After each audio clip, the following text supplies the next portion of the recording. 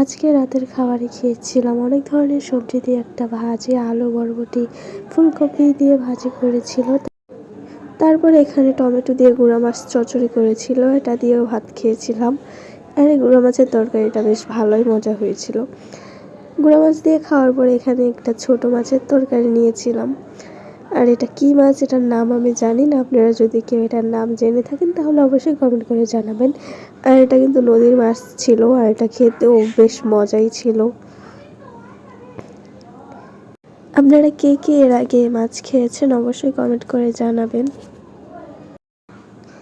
তারপরে মাছ দিয়ে খাওয়ার পরে এখানে মুরগির মাংস নিয়েছিলাম, যদিও আমার কাছে ওই দিন মুরগির মাংস এতটাও ভালো লাগে না, তারপরে খেয়েছিলাম। মুরগির মাংস দিয়ে খাওয়া দাওয়া শেষ করে খেয়েছিলাম টমেটোর সালাদ দিয়ে আজকের খাবারটা শেষ করলাম। আলহামদুলিল্লাহ, এটাই ছিল আজকের রাতের খাবার।